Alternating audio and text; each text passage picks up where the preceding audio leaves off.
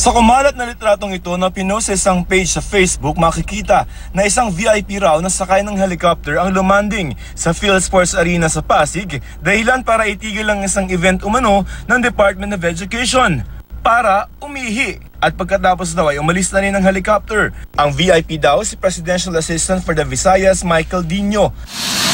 Sa parehong Facebook page may video version din ng insidente.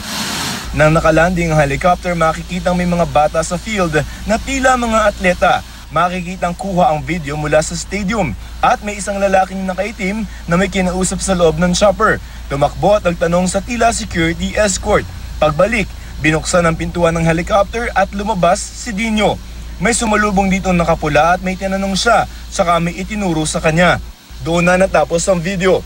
Nangyaring araw ang insidenteng ito, sabi mismo ng opisina ni Dino. Sa isang pahayag, paliwanag ni OPAV spokesperson John G. Gonzales, papunta raw ng Batangas si Dino noon para sa launch ng Malasakit Center. Hindi raw alam ni Dino na may nangyayaring event sa stadium.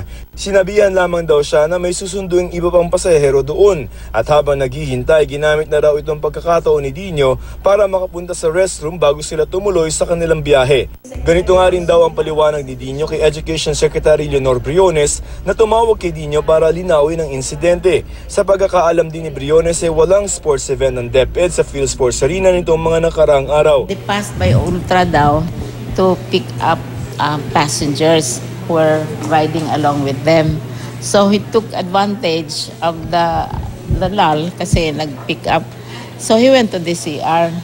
So, pero ang na-notice ng public ay yung CR and not the picking up of the additional passengers. I'm not aware. Kasi kami definitely wala may event. Joseph Morong, GMA News.